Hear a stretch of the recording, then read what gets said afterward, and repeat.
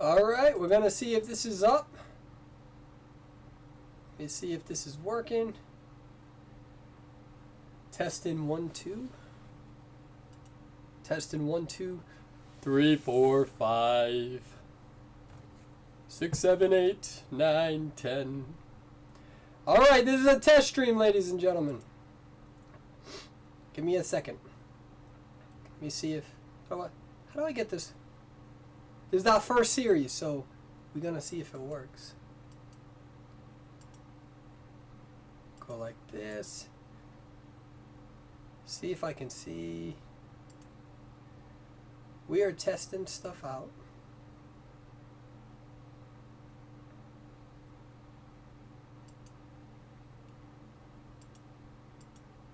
Once again, this is a test. I'm not sure if you guys... Oh, wait a minute. Hold on. I think I can see you guys. Oh, what's going on? Can you guys hear me? What's going on? Oh, look at all these beautiful people. I'm actually trying to... Oh, wow.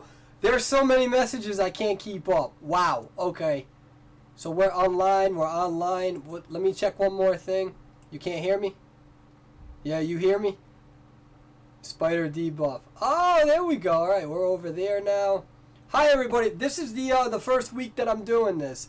What's going on, Shade Spring? All right, we're going to just name some names. Oh, wow. Alex Magic, Tay, David, Miss Lopez, Keegan, KYBSM Pro, Maputi. Hi. Welcome. Pop, Perslayable. Man, there are so many messages all over the place. So for those who don't know, I have this streaming in multiple areas. I got this going on Facebook and YouTube. And then I have a chat that shows me everybody. And yeah, there's so many messages I can't read them all. So Patuka, make sure you email me. If you guys ever have any questions, feel free to email me at persuadable@gmail.com, okay? What's going on, Michael? I see you, Michael, on Facebook. What's going on? If somebody on the Facebook can share this over to the Identity 5 group, that would be pretty cool. So thank you. I love your guides. They are really helpful. Thank you. We got a lot of stuff to do today. We got a lot of stuff to do. Look at this. I want to show you guys something that the dev team gave me, right? Really cool stuff. Hold on. I took a photo of it, but look at this.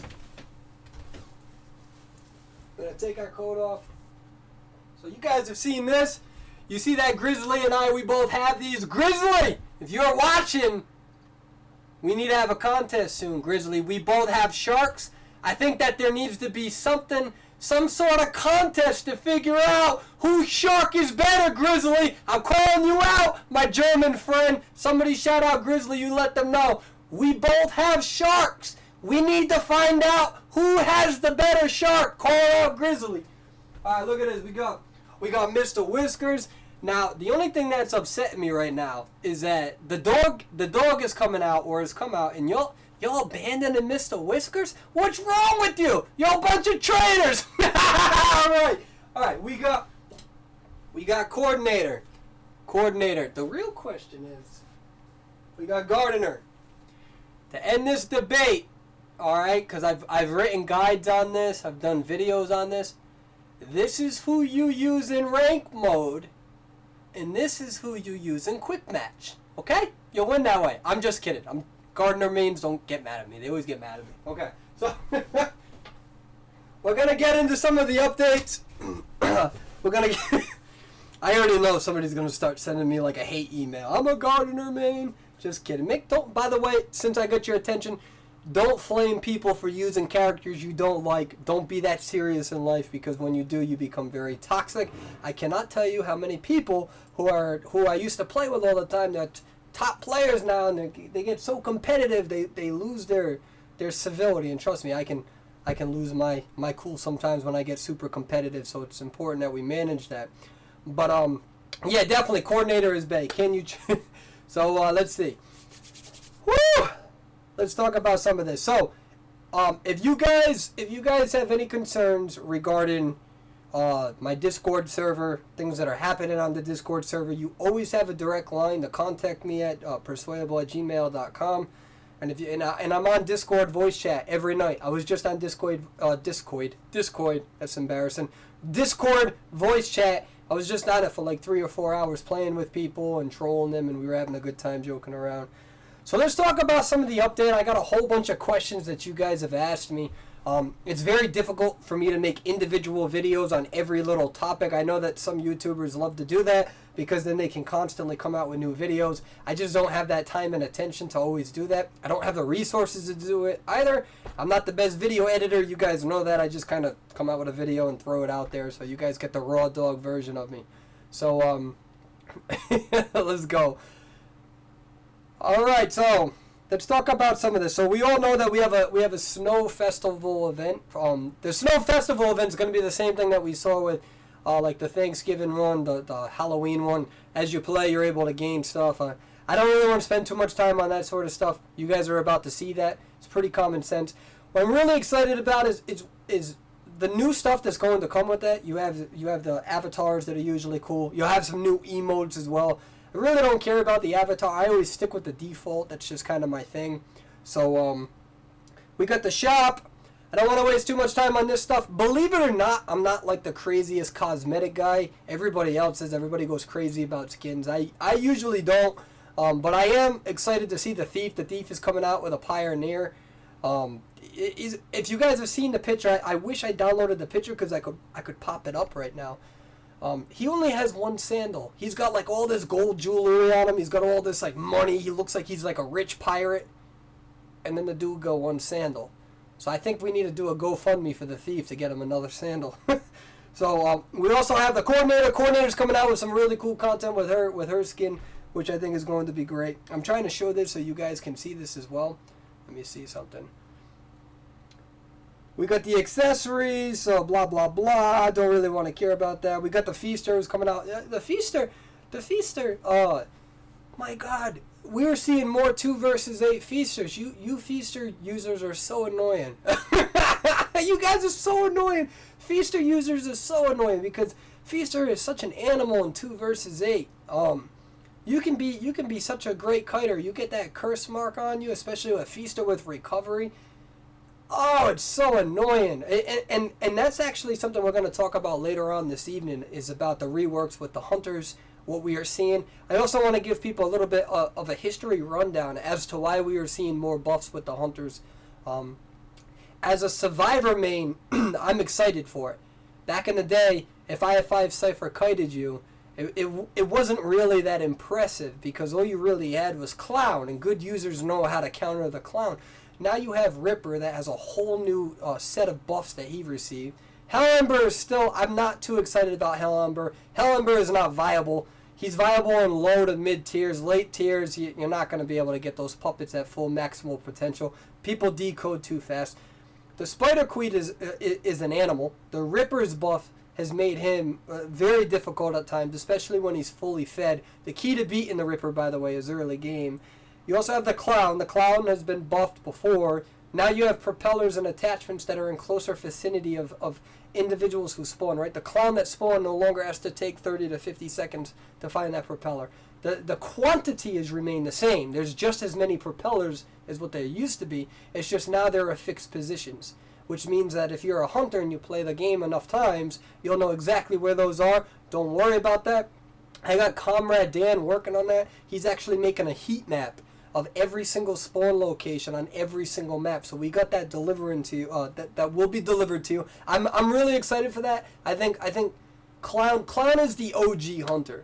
But anyways, back to the original point. All of these buffs have made me excited because it's more difficult for me to actually kite now. It's more difficult. Now, like back in the day, if you went down in under 60 seconds, it was like you shouldn't ever go down in under 60 seconds of active kiting. And even now, top tiers, you shouldn't be going down under 60 seconds, but it's almost like this universal, like we kind of understand, right? The Spider Queen is very difficult, especially in the hands of Blue Race Car. You have the Geisha, she can be difficult in the hands of 975. You got the Clown, he's not impossible, he's difficult at least in the hands of Dead. So it's making kiting more difficult, and you have two trains of thought. You have some survivors who are struggling to still learn the game, how to kite. I get that. I get it on Dead by Daylight, right? Trying to learn a game is very frustrating, especially when you're facing hunters or killers in the case of DBD who know the map and you don't know the map. So you're dying, it's frustrating, you're trying to learn the game. But then on the other hand, you have a lot of survivors who've been playing for a long time and they're excited. I'm excited. I'm excited by the challenge. It gets me annoyed when I die, but when I'm 5 cipher kiting a clown as a mechanic, it's a problem. What's even more of a problem is when that's a top tier hunter and the hunter decides to leave me alone even as a mechanic because they can't get you, and it has nothing to do with the hunter. It has to do with the ability to kite well, especially when the clown didn't have any propellers. It took them too long to find one, and then you had the clown who had to really decide, do I go and try to search for more propellers or do I not? Do I just immediately go after somebody because decoding's too fast? And then you got my boy Photographer. Photographer is my favorite. He slows the whole game down. So anyways, I'm excited about all of the buffs that are happening. We're going to talk about some of the nerfs that are happening. There's 2 hunters that are getting nerfed with this update. We'll talk about that in a second. And actually, we're right on that. So we got the Soul Weaver. So her palette, and by the way, I'm going to look at all the comments, and I'm going to be able to take some questions a little bit further into the video, right? We got plenty of time. The update's usually about 180 minutes. So, Soul Weaver. One of the biggest contested debates as of now, and that was, is she too overpowered? And the answer is, according to the devs, yes.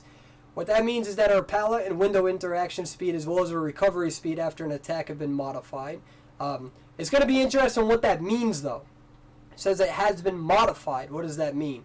Does that mean that it's going to be slower? Does that mean it's going to be faster? It doesn't mean that it's going to be reduced. It just says modified. So I presume that that's going to be nerfed. I presume that she's going to have a decrease in that speed. However, the word modified is very specific, and it just means altered. All right, so we don't know which direction that's going to go in. Chances are we can presume that that's going to be a nerf, but we'll wait for it. The cooldown time for her spinning and web attack ability. So that's not a complete sentence. We don't really know. That should be a semicolon. Most likely, that's going to be nerfed.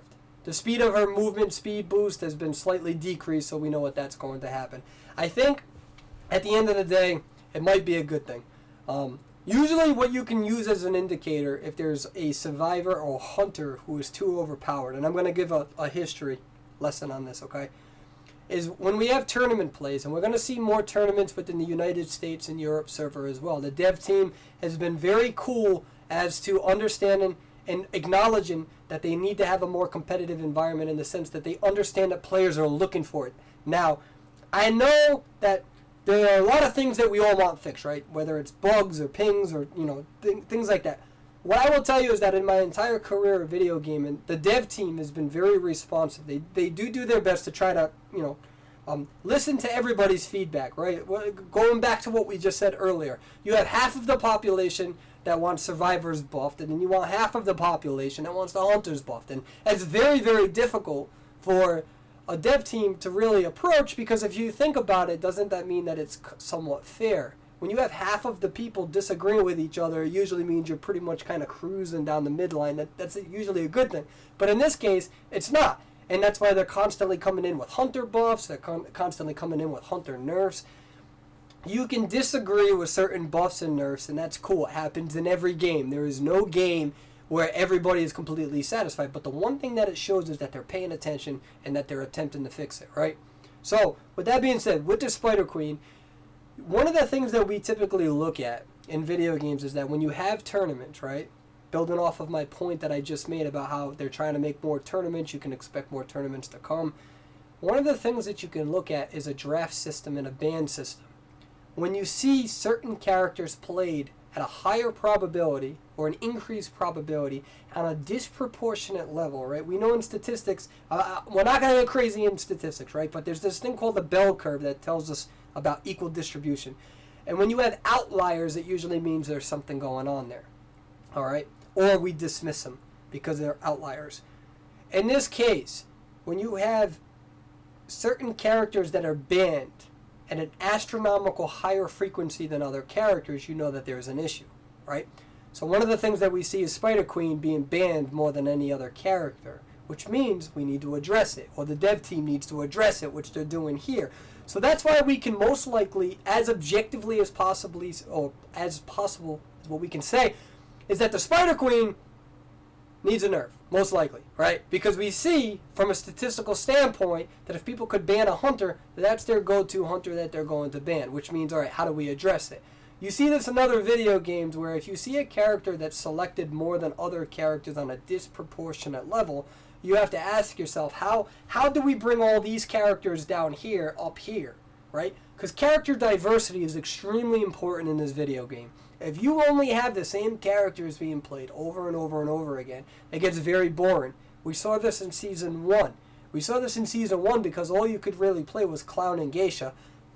And the only reason why you played Geisha is because the Clown, there was a disproportionate number of propellers and they were too far away. He got nerfed in Season 1 because there were too many players playing him, right? You see the cycle. This is a constant cycle, right? And it's like a continuum and it keeps going, right? It's not like we're going to get to this point where like, we're here. No, what the devs need to do, what they are doing, is they need to keep addressing the issues when they arise, right? So they nerfed Clown in Season 1 by reducing the number of attachments. And then in Season 2, they realized, wait a minute, it's taken too long for clowns to find even one propeller. We need to start making sure that we have fixed positions. So then it was a nerf, and now we get somewhat of a buff, right? And it's a constant, evolving, dynamic, fluid sort of thing. And it's the same thing with Spider Queen. Spider Queen was completely useless when she was first announced and out there. Then they buffed her. And now they're looking at that buff, right? They look at it beyond the beta server, or beyond the test server, and they look at it and they say, okay, now we need to nerf. So you're going to see this with a whole bunch of characters over and over and over again. Now you saw this with Hell Ember, right? Hell Ember with the immediate nerf, and then, or rather the buff, and now we got that other buff. So this is something that's going to continuously happen. All right, with Spider Queen, this is probably a good thing. At first, I thought that she was fine, right? Like that competitive side of me, I was like, Spider Queen is fine. Survivors need to get better. Survivors are dying too easily. And then when you look at the statistics of the probability, when you look at people using her over and over and over again, you have to remember that for the first week or two, it's good that the devs take a step back. The devs need to take a step back for the first week or two. And it's important that they take a step back for the first week or two, because you need to give survivors the chance to catch up, right? When Geisha was first released, all right? When Geisha was first released, we all got our butts kicked. We had no idea how to skill check her. We had no idea what we were doing. And then you had players like Cura who were able to find these really nice, cool little tricks where they could go to the side and go through the palette when you were looking. So it took us time. They didn't nerf that. The ability to go through a palette has never been nerfed, despite pretty much 80% of the population asking for it. And do you know why? Because we were wrong. We were wrong. We didn't give it enough time. So when a hunter is buffed, you have to give it time. You have to give it time to see what the test results are showing, what the player base is saying, and you can't just rush into it. Because if you do, you can destroy characters. Geisha would have been destroyed if that happened. Okay? So, Soul Weaver, we're seeing some of that nerfing happen. I'm going to be excited. We're going to see how viable she is. Remember, again, when you have too many people using the same hunter, it's a bad thing. You want to see Photographer. You want to see Ripper. You want to see Clown. You want to see Geisha. What's going on with my boy Gamekeeper? His cooldown is way too long, 15 seconds. Do you know what I can do in 15 seconds? I can't tell you because I'll get banned off of YouTube. But I can do a lot of things in 15 seconds. Way too long, right? So Gamekeeper will probably be addressed eventually, right? It's something that the devs will eventually look at. All of these other hunters have been looked at. Gamekeeper hasn't. So you can expect something with Gamekeeper. Wu Chang will probably see something. Wu Chang is very deadly. In the hands of a good hunter, Wu Chang can be very deadly. I don't think he's going to forever be a top hunter, especially with all these nerfs happening. But you go against a good Wu Chang, so you're seeing a lot of this sort of fluid dynamic aspect. And remember that after this update, Spider Queen may not still be perfect. That's okay. As long as the dev team continues doing what they're doing, they're paying attention, they're listening to the concerns, but they don't jump the gun. I do not want a dev team that jumps the gun. If you jump the gun, then you really don't know how powerful a character can and cannot be, and you don't give me enough time to counterplay. I'm not a player where you release somebody and I want you to hand me a free victory. I don't want that. I want a challenge. Me and Blue Race Car, he's the #1 hunter in the game right now. We go back and forth. Spider Queen, 1 minute, he gets me down in 39, 40 seconds of active kiting. He'll get me down in 40 seconds of active kiting. Then another time I got him for 95 seconds, 100 seconds. So we go back and forth. And to me, that's a good thing. He's a good player. I'm a good player. Sometimes he's going to outplay me. Sometimes I'm going to outplay him. Right? But on a global level of things, you see this unequal distribution. I'm glad that the dev team is looking at it. I know that took me a long time to explain, but I'm trying to do the best that I can in terms of trying to be very thorough with some of this analysis. So let's move on. We got Mad Eyes. So this is something that we're going to talk about. So regarding Mad Eyes, so Mad Eyes is coming out. Architect, he's been out. You're going to be able to unlock him. A few notes about him. Give me a second. People are asking about what my analysis is going to be. So here's a few things that I like to do and a few things I don't like to do. I like to make predictions, right? Like a basic prediction. Do I think he's going to be good? I don't think he's going to be that good. That's just my prediction, right? But I don't want to come out with these guides and all this stuff right away. I did with the Seer for certain reasons, right? There were certain reasons why I came out with the Seer, and the reason being so is that Seer, there was a lot of inaccurate information on YouTube. He was significantly nerfed. And that's why I don't rush the gun. We already have a nerf. We already have a nerf on the Architect. So what happens is that when a new character comes out, all right, what they do is you have a whole bunch of people, a whole bunch of crows and ravens, and not ravens, but whatever, who come out and they try to get that information out there first, which is totally cool, right? That's the nature of social media. The problem is that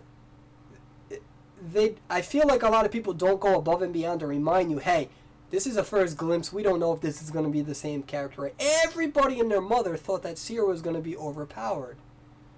And he wasn't. So I came out with something right away. I said, hey, Seer is a good player. You're going to probably see him in tournament gameplay, but I don't think he's a god. I think Perfumer's a better kiter. And I took so much flack for that, right? As somebody who was analyzing and playing this character for a week, playing him against some of the best hunters. And then I doubled down and I did a Perfumer versus Seer video, telling you Perfumer is the best kiter in the game next to Forward, right? Forward is a different story, but as a base character with no decoding debuff, Perfumer, that's why we see her played in every single tournament. And took flack for that as well. Everybody played, came to the same analysis. So what you need to do is you need to be patient. What I don't like about this Architect is that he's already been nerfed. So it's the same thing with Hellember in the sense that Hellember is a monster for low tiers, and he can be a monster for mid tiers. But he's not a monster in high tiers, and we can objectively see that in the data, because the data suggests that Hellember is not used. So you cannot reasonably expect me to put Hellember high on the Hunter tier list just because it so happens to be your favorite character. I don't care about your favorite character, and I don't care about my favorite character. I care about what the data suggests. Well, who are hunters using? Who are hunters using who have good win rates at the highest levels? It's not Hellember. My prediction is that I don't think we're going to see Architect really do that much damage. I think that the Architect is going to be used in the beginning. And then that's what everybody does. Everybody goes, well, there's a top Chinese player on the Chinese server who is using Architect. That doesn't mean anything to me. First of all, it's a different server. Second of all, he's doing or she's doing what people in the US and the Europe server do, or the Asia global server does. And that is, you utilize a character in the beginning because your survivors are still learning. But that doesn't mean that the hunter is good. It means that you're taking advantage of survivors being inexperienced. Right? That's what happened with Geisha when she came in, Spider Queen when she came in, right? We see this over and over. So, we need to be careful about only relying on data, right? We need to be careful that we don't look at everybody using the Architect and be like, oh, Architect is the best hunter in the game. No, we gotta take our time. The thing that I just told about the dev team, my recommendation to the dev team, and I talk to them every week, and I tell them don't jump, all right? Be patient, and let's see what happens, right? Let's see what the data suggests, but let's not jump only on the data. Let's not only jump on the player reviews. Let's give it time. And it's the same thing with analysis. So we've already seen a nerf with the Architect before he's been released. Imagine if I released this video, told you how great he was, told you to buy him, right? That's something that comes with credibility. The minute I tell you I think you should buy somebody, most people buy it. So the minute I tell you to buy a character and that character sucks, you're not going to be happy with this Drake Ben Stiller looking guy. So it's important that I stay reserved. And that is shown with this update. So what we already see is that the Mad Eye slightly decreased the duration of fences and the speed at which energy for consoles is restored. Now, that's probably a good thing. They probably recognize something, all right? But for me, you didn't give me time. So we'll see how the architect is going to work. Because what happens here, now let's put this in perspective, right? I'm not saying that it was bad, right? If I'm going to praise the dev team for things that I do, I'm not hired or paid by them. I have tremendous respect for them because we have a good relationship. But they know that I try to be fair and balanced with my analysis. My problem is that you released a character and then you nerfed it. I feel like this nerf should have happened before you released the character. What happened in 1 week where you felt like it was appropriate to nerf this character? And now, what happens if this character is released and he's underpowered? The question is that did you jump the gun? So it's going to be very interesting to see the progression of the architect. You released the character for 1 week, not in rank mode by all means, so it's kind of like their pre-release, right? And then you nerf it. So really, it's going to be interesting to see what happens. I expect this architect to be very balanced. All right. The question is what is balanced? Do we use our hunter tier list, which is S, A, B, or C, or do we only judge balance based on what we see in rank mode? Because for the most part, rank mode you're only going to really see S and A. Sometimes you'll see B, and that's why B is like I call it the buffer zone. Right. It's the same thing with the survivor tier list. So if he's not at least B or higher, then it's going to be very interesting as to why this happened. And you're not going to get a video out of me for the first week. I take my time with it, right? I may do like my first analysis. I do analysis videos, but no guides, I'm very particular. For my master's degree, I had to do research on physical energy expenditure. I measured augmented technology and how that can relate to physical activity and sedentary behavior. Research takes over a year to do, real research. So I try to incorporate that in our analysis. And think about it this way. I think people appreciate that. I think people appreciate that somebody at least is trying to find an objective measure to doing these character tier lists. I've seen other character tier lists, and I'm like, data doesn't agree with that. So it's going to be interesting to see where the architect, I am going to buy him. I'm talking about me now. And I'm going to play him against some good survivors that I have in my Discord, survivors that I have fun playing with all the time. And we'll give it some time. Comrade Dan, somebody whose opinion I respect immeasurably, he wasn't that impressed with Architect. He was at first, and then he kept playing. He allowed survivors to really fine-tune their ability to counter him. And then by the end of it, he's like, I just don't think Architect is that feasible. I think that he has potential, and that's him using Architect nonstop for a week. And I think that that's important to look at. So, because I have my own team, right? The Persuadable team. We have people who do different things. We have our own graphics team, a whole Discord team. We have over 2,000 members on our Discord. We have a big community. So we have people doing different things. You think I'm doing everything? Absolutely not.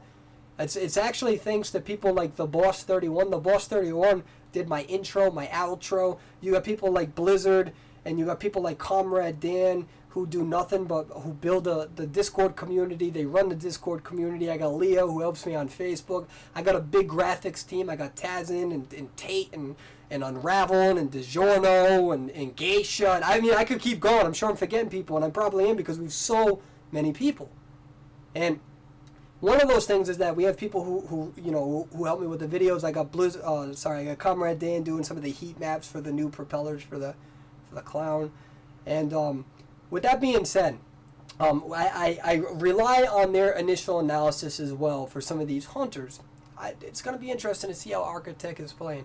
And I'm going to look at some of your comments as well to see what your views are on Architect, but I don't think he's going to be a top-tier player.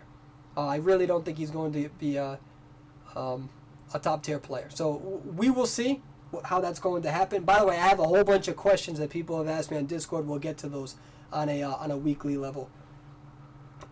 So Mad Eye, slightly decreased the duration of fences and the speed at which energy for consoles are restored. We have a bunch of bug fixes. I went through the bug fixes. I'm glad that the dev team is fixing those up. I don't feel like any of them are really that big of a deal in terms of whether it makes or breaks the game. So I'm glad that they're constantly going through that.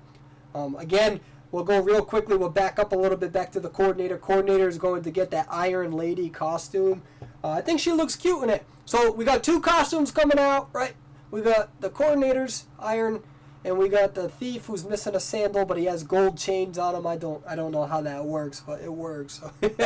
He does look cool. I heard that on the Chinese he was released about 2 months ago, so it's good that the dev team is bringing that over. I'm excited. Okay, let's get to some questions, and let me get a drink real quick. Yo, man, y'all beautiful. Man, it should be illegal to have this many beautiful people in the same chat, to be honest with you. Okay, so we got a lot of people watching right now. I want to thank you all for always continuing to support me. I'm trying to do this sort of thing on Wednesday, go over the patch notes. The reason why we're doing the patch notes is because last week people forgot about the clown buff. Nobody talked about it.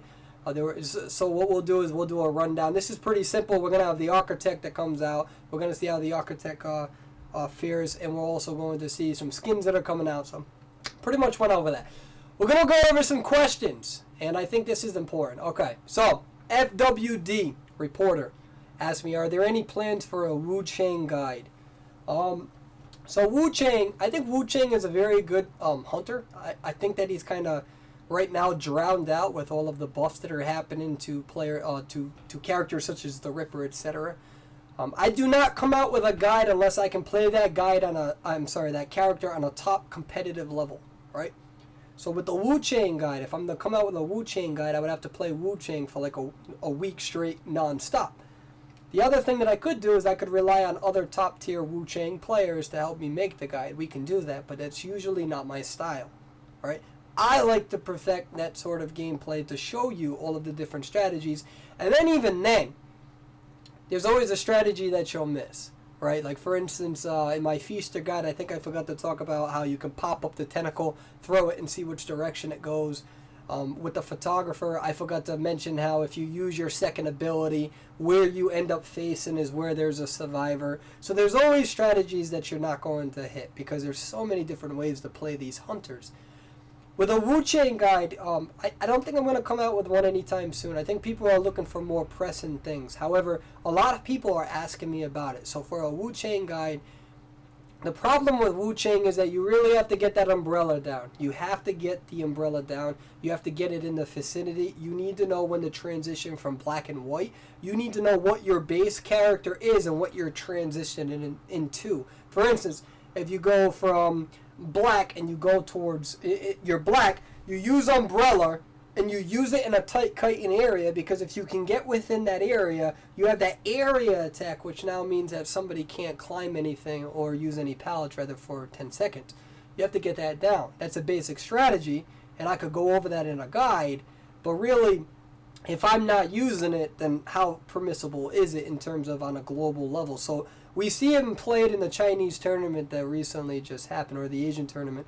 And so I could make a guide, but it takes some time. I try not to just come out with guide. If I come out with a guide, I want you to know that I have experience with that player. I play them on a competitive level, and that's why I call them pro guides. So there is a difference between a pro guide and a guide. A guide would be something like I could show you how the basics of a Wu Chang.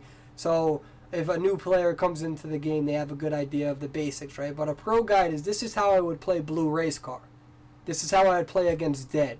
This is how I'd play against some of the other top hunters, iAlien and those sorts of players, right? Back in the day, DS and Nori and Cure and Eon. So I'm showing you how I would play, especially as a survivor. In terms of a hunter, I would show you how I would play against users like Yo Mama, the user Yo Mama. I always gotta say the user. How I'd play against Miss Capri. How I would play against some of those really top players who really know what they're doing. Schmitty, Call Me Duty. I tell Call Me Duty to say Call Me Daddy. Players like those, right? Back in the day, Nurse Main, Legacy, Twisters, players like those who had a relatively good idea of how to tight kite and stuff. So with Wu Chang, I would definitely need to practice some. I'm awful with that umbrella, right? So, all right.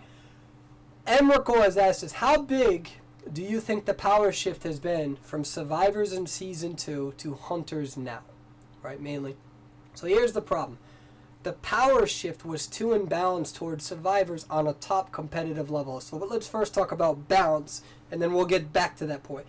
Again, the problem with balance in this game is you have casual players and you have experienced competitive players. if you balance the game only for the experienced players, you hurt these players over here. But if you only balance the players for the non-competitive players, then it really hurts the competitive players. So as an example, let me give you an example. Season 1, it was a little bit more hunter-based in the sense that survivors, a lot of us were learning. We didn't really know all the things. Even some people came over from the Chinese server. They were still learning some things as well. And it was somewhat balanced because we didn't have the perfumer, right? We had thief, magician, mechanic, coordinator. That was pretty much your main team. Or you would take away mechanic and you would double up on coordinator. That was pretty much the team. And that's, by the way, those were the teams that won the tournament play. Everybody who said, "Oh my God, forward is so good. The top player in China plays him." It's like, cool, but we don't ever see him win tournament play. So there's a difference as well between rank and tournament, right? There's a difference between tournament teams and non-tournament teams, and that's why mechanic was nerfed, right? Remember we talked about the unequal distribution of who's playing who? Mechanic was being banned in every single tournament. We actually saw that in Team Lamborghini versus Team Alpha in the U.S. tournament, where Team Lamborghini banned mechanic over and over. So back in the day, Season 1, mechanic had an 8% global buff to everybody's decoding speed. If you think decoding's fast now, the decoding was actually faster in Season 1. Right? So although we didn't have any perfumers, all they had was Cloud. And Cloud didn't have the same versatility as what you do with some of these other hunters, right? It's very easy to kite a clown if you know what you're doing. So I shouldn't say very easy, but it's a lot easier than, like, let's say Spider Queen right now. Okay? So in Season 1, there were pros and cons to being a hunter and a survivor, and the win rates of some of the hunters were very low. Some of the top hunters, were 40% win rates, 50% win rates. Season 2 made it even more difficult for hunters because we had the release. So we had the nerfing of mechanic, right? Mechanic actually got buffed, kinda. It nerfed and buffed. She got nerfed because that 8% global decode got reduced to 3%. So now everybody's that's how it is now. If you're a mechanic, everybody decodes 3% faster. But they also buffed her puppet that could do 125%, right? It's pretty much a mind's eye, right? So you had the buffing of mechanic, all right? So you had because now the puppet decodes super fast, all right? So we'll call it a nerf because that global, we'll call it a nerf at the end of the day. It was a bigger nerf than what it was a buff in my opinion, so we'll say a nerf, all right? In Season 2, though, you had the introduction relatively around that time of Perfumer. Now, in my opinion, Perfumer is the most overpowered survivor. She should be nerfed. I have not met a top survivor who thinks Perfumer should not be nerfed. Now, we'll get back into that, right? Before, she should have been nerfed. Now, she may not need to be nerfed, so let me rephrase that. But she was overpowered against a character like the Clown. There's a trick with Perfumer. I've never made a video on it. And you can actually do it against Spider Queen, where when you're tight kiting, you use your perfume a little bit in front of the pallet. Use your perfume, allow the hunter to hit you, use your perfume, stun. They're always in the middle of a pallet. You can stun, climb it, run. It'll give you an additional 5 seconds to transition if you're in a bad spot, right? It's a strategy. It doesn't mean only do that, right? It's a strategy. So Perfumer was introduced, and what you had were these hunters, you had win rates at 30%. You had top hunters who win rates in Season 2 were 35%. And it had nothing to do with their skill set and everything to do with survivors being overpowered at the time. Now, we can objectively see this because we were looking at the data and we saw that top hunters had a reduced win rate. Substantially. You had top survivors who had a 75% win rate. When I played competitively as a survivor, our win rate was about 75%. And there's hundreds of hours of me streaming back in the old days for people to watch that, right? And it was because survivors were overpowered at the time. That's why you had such a reduction in win rate for hunters. So the devs looked at that, they saw that, and then we started seeing all these buffs. We saw the buff with the Hell Ember, we saw the buff with the Ripper, 2 characters that were never played. Now you start seeing them in rank mode. We saw the introduction of the Photographer, who can rapidly and severely slow the game down. Then we saw recently, this is Season 3 now, we saw a buff with the Clown in terms of the fixed positions in the propeller. So yes, objectively we can say Season 2 was a survivor season. And a lot of hunters, top tier hunters, they didn't really want to play as much anymore.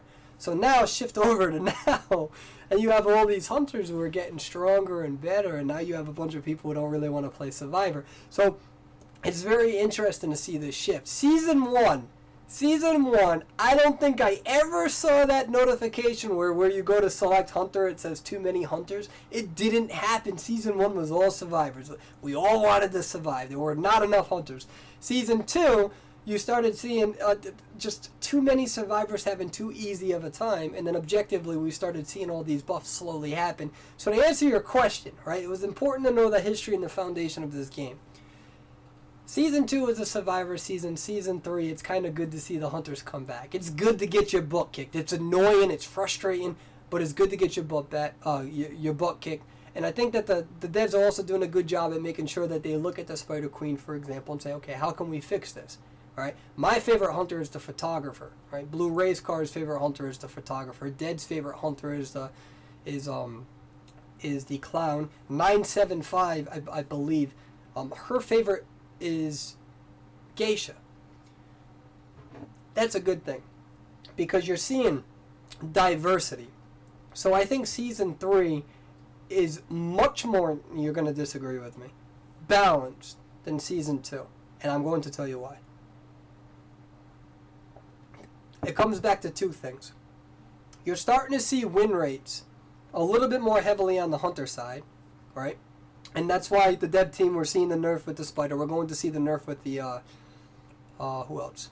We got the nerf with the architect as well.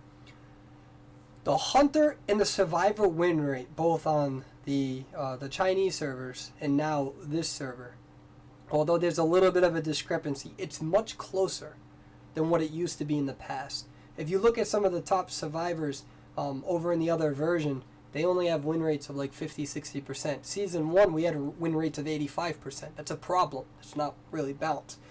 I think, again, I'm going to revert back to the first thing that I said.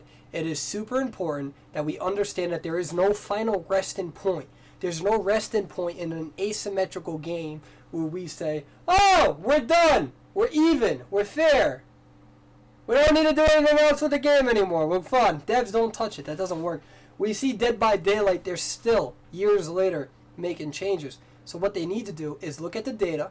They need to hear the players' responses. They need to be patient at times. Don't jump down it. Whether you guys like it or not, us players, me, I can be wrong, right? I was wrong with Geisha, for example. I was wrong with Clown back in the day. So it's important that they look all that, and they kind of take this proactive approach where they're constantly shifting things a little bit to make sure, maybe one time it'll be a little bit more survivor-based, and sometimes it'll be more hunter-based, and it's this fluid movement.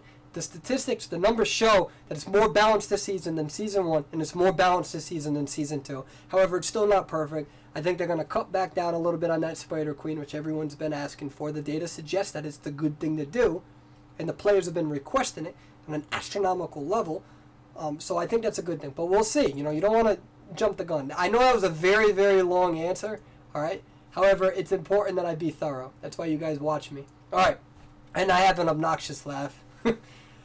So when the doctor can heal her 0.5 damage, will she be A tier? That was asked by Jason Gem. I don't think she's going to be as permissible in 1 versus 4. I just don't. She has a very horrible debuff to her Volton speed. And whereas the mechanic and the mind's eye are glass cannons, right, where they can decode very fast, the doctor can't. And although Doctor is a good character, she's S tier in 2 versus 8. She's probably the only S tier character in 2 versus 8. I know you guys are asking for guides on that. I do have a guide on that, actually. I don't think she's going to be permissible. I wouldn't really want a Doctor on a competitive team because I'd rather have people who can either decode or who can add a little bit more flexibility. If you come across a Doctor early game, she's useless. She will die. Against the top hunters, you're going to die. And well, pretty much almost every time. Especially with the buffs, right? Especially with the Ripper buff. The Clown has got his buff. We've already gone over the buffs way too much, right? So we're going to leave that behind. I don't think she's going to be A tier. I don't. I think that there may be some interesting plays, but I don't think you're going to really see her. I think you're going to see more so of the Perfumer, the Coordinator. You're going to see Mechanic or Mind's Eye, which is a good question. I'm surprised nobody has asked me, is Mind's Eye getting better than Mechanic? And there's a reason for that. And I think that there's a good argument to say that Mind's Eye is starting to become more popular now for valid reasons. People are dying quicker than back in the day of Season 1. And on top of that, what else? We got Seer. So what did I say? We got Perfumer. We got Seer, who can be a little bit, permissible. I mean, you could even use Thief. Thief is kind of A tier now. These hunters are a lot stronger. You can't only rely on Pallet Vaulting like you could against the Clown. So I don't think she's going to be A tier. You're asking for a preconceived analysis before we actually see the buff. So we'll see if there are strategies that happen that I'm not thinking of now. There's a lot of good players in this game who are very creative, who can use characters on a level that is very difficult to generalize in a basic character tier list. So we'll see.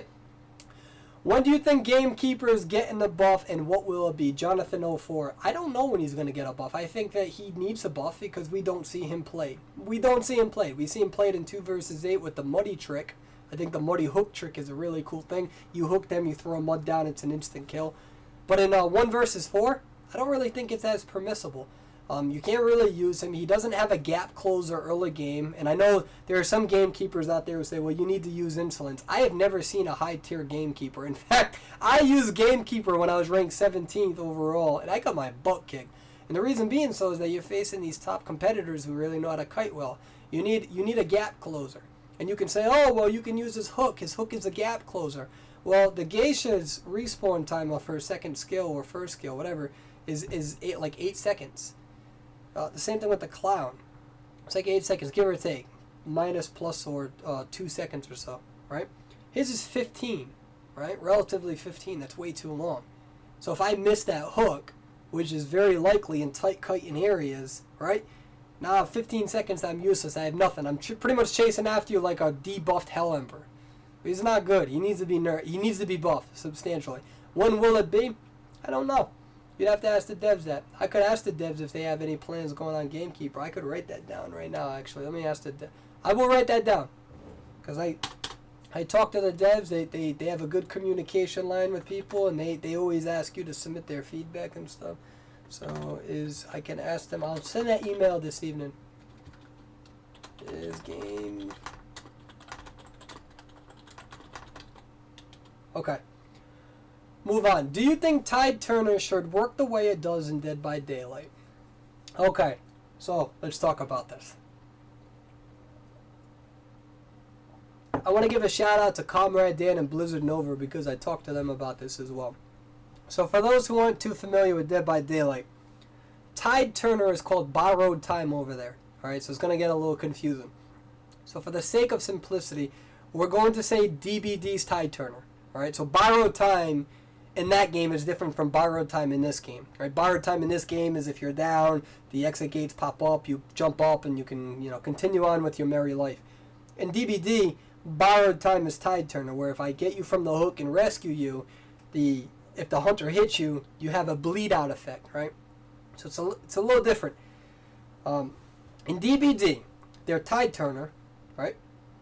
If I rescue you, and the hunter hits you, you have a bleed out timer that starts. If the hunter hits you again, you're flopped on the floor. So over here, it's just a static number. Right? So over in Identity 5, if I save you, it starts right then and there, whether the hunter hits you or not for the most part. Well, the hunter has to hit you as well, but Tide Turner lasts just as long, right?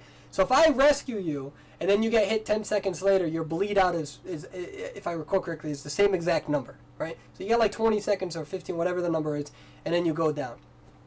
The problem is that in Identity 5 is that the personas have changed, right? Back in the day, we would go left and right for everybody, and for Coordinator, you would go down and right.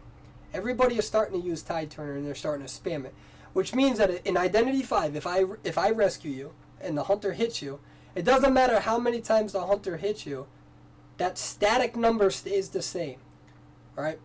So now you're invincible for a full 20 seconds. So the question is, should we nerf that? Should we make it so you actually have to keep running from the hunter, and if the hunter hits you again, you pay a consequence?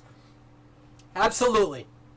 I think that Tide Turner should absolutely 100% be nerfed because too many people are using it, and there should be a consequence for you constantly getting hit. Right, so as an example, I'm on the rocket chair, somebody rescues me, blue race car comes and booty smacks me. I can just stand there and emote spam him, right? As he keeps hitting me over and over and over again because Tide Turner just runs out after a static timer, okay? There should be a consequence for that behavior. You need to reward the hunter for hitting me. So if the hunter hits me, I think Tide Turner should continue running down. And then if he can hit me again, I should fall down immediately. It forces the survivor to actually continue playing the game instead of just, oh, I can just now no, there should be a consequence. You need to be kiting just as scared as what you were before you went down. You take away the fear factor in this game when you just say, oh, you can hit me as many times as you can, right? At that point in time, there's no fear factor, and you don't reward the hunter. So as an example, in top tier plays, right? So say if I kite you for 90 seconds, we're down to 2 ciphers. I go on the chair, the coordinator comes over, she waits until my rocket chair gets about halfway, right underneath it, right? You need to rescue before that.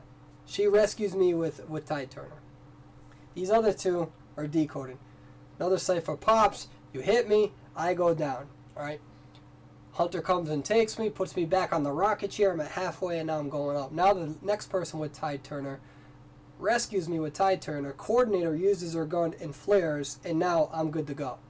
And then if you do hit me, it doesn't matter. It's 20 seconds till last cipher machine is down. Now you're probably saying, well, what are the circumstances of that happening? There is no high-tier hunter who will tell you that that doesn't happen all the time. It does happen if the survivors are well-coordinated. Only if they can do their job and kite in the beginning of the match. If you go down without 60 seconds of kite, you mess up the whole game. Every hunter knows you need to get somebody down immediately, right? Other than maybe photographer, you got a little wiggle room, okay? Tide Turner needs to have a consequence and reward the hunter for hitting you over and over. You as a survivor should still be held to the same standard of your kiting ability as what you were before you died. So yeah, I'll hit you once, but it's the same thing with Mercenary. Mercenary, if you hit him again, he's done, right? So he doesn't just have an unlimited counter, so it's the same thing with Tide Turner. I think that would be a good nerf, good buff, rather a nerf in the case of the ability. And you're going to have people who may likely be less, or rather who may be less likely to use it. The problem right now with the current meta, the problem with the current meta is that everybody is saying that survivors are dying too fast. Well, why? Well, survivors are dying too fast because y'all used to build left to right. You don't build left to right anymore. You go down and right. You're abusing the Tide Turner. So when you build the Tide Turner and you're not building knee-jerk reflex and broken windows, the left wing, you're getting rid of your kiting potential. And then you got people who are dying and they're saying these hunters are too overpowered, maybe to a degree, right? We'll look at the data, but you're also getting rid of the entire left wing. So you're seeing this abuse of this down and right use of persona web, where I'm a perfumer, I don't even like doing that, right? But it would make sense to do it because there's times where as a perfumer you need to save. So you need to have a consequence. And I think it would be good to get rid of that. But then it goes back to what I just said. If you only balance the game based on top competitor gameplay, what are you doing for these folks here? If anything, I think that if they nerf the Tide Turner and make it exactly like Dead by Daylight, I actually think survivors will get stronger. Do you know why? Because they'll stop being cocky and they'll build left to right. Which means that they may be able to kite just for 15 to 30 seconds longer because they have that boost on that pallet. And a lot of these survivors don't have that anymore. Why? Because Season 1, hunters were too weak and you didn't need the left wing anymore. You could 5-cipher kite using mechanic. So that's why it's important that the survivors do a good job at being dynamic and they do a better job at trying to read the situation. They choose different characters that are good at kiting if they're going to go down and right. I think that is now making survivors have to second guess themselves. Instead of going down and right, do you now go left to right and have the coordinator go back to the old school style as the only one going down and right? If you guys are having a hard time, I would show you, but the game is down. I wish that I could show you to explain some of the things that I'm doing here. So I wish that I could put the graphics in here, but I'm kind of freezing. I'm improving a lot of this video coverage right now. This is just a regular discussion between you and I, and then we'll get to more live questions. So it's going to be very interesting to see how this all panels out. But I do think that Tide Turner should be looked at. I think that if you nerf Tide Turner, you're going to make people look at Tide Turner and say, you know what, we'll have the coordinator deal with that. Now it's my job to last longer. Survivors should not be reliant on Tide Turner spam in order to win a game. And if they are, it means that the game needs to look at that tactic and say, what can we do about it? It's just as important that the devs look at tactics with persona webs, which they have been doing. We've seen several nerfs and buffs of several persona trees for both Hunter and Survivor, and I think they need to look at the Tide Turner as well. We'll see. Alright, so we got Let's Not Meet, how to counter a mechanic and a mind's eye in the same team. So yeah, that was a popular strategy in the beginning when Spider was first introduced. It's going to depend. I can't answer that question, how to counter a mind's eye and a mechanic, because it depends on your skill set. Sometimes it's better to use photographer to slow the game down. Now, it depends on how good of a photographer user you are. Good photographer users know exactly which ciphers they need to go to, and they also know how to play head games. They also know don't just stick to one area. And the bad thing about a mechanic and a mind's eye is that it's super easy to kill them, and it's super easy to, well, usually it's easy to get them with the current meta. And on top of that, sure, they can decode fast, but if you have that scare tactic as photographer, then they should be checking the photo world, and if they're not, they're going to pay the consequence if you're a good photographer. There's good cipher machines where you can get easy terror shocks, right? But it also depends on how good you are with, like, let's say, Spider Queen. You would need to be able to get people down in the first 60 seconds. So there's too many ways to approach that. And everything that I just said is all theoretical. Pragmatically, it depends on how good you are with certain hunters. So to ask that question, you'd have to give me certain hunters. Alright, so what are your favorite skins and items for each tier in the IDV shop? So, I actually don't go too crazy about the cosmetic and items. I do like the rainbow colored flashlight that Thief has. I do think that the mechanics, Red Riding Hood, with the arrow or whatever, and with that puppet that looks like an assassin. That was one of the most beautiful skins in the entire game. I think to this day, that is my most favorite skin, and I do own it, and that's one skin that I wanted. In terms of the other skins, I would say,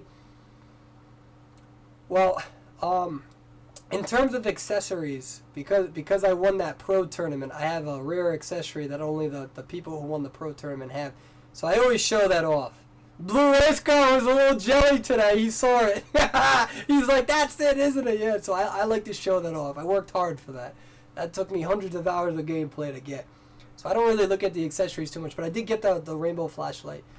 I do like the Gamekeeper's golden hook. He has like this horn thing where when he throws this hook, it's like an illumination of gold. I really, really like that. Comrade Dan has spoiled me. He's gotten me a whole bunch. There's so many different, I can't even explain them. So yeah, so those are my favorite as of now. It'll be I do like the new Thief skin. I think the new Thief skin is really, really cool. I think it's probably going to be his best skin as of now.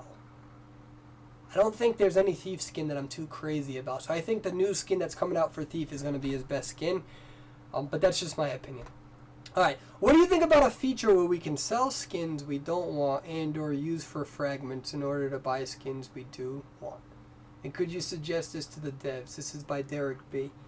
It'll be interesting to see what the devs are doing. I do know that if you get duplicates, they help you out with that. But in some sort of system where you can sell skins, you got to be careful because there's going to be some skins.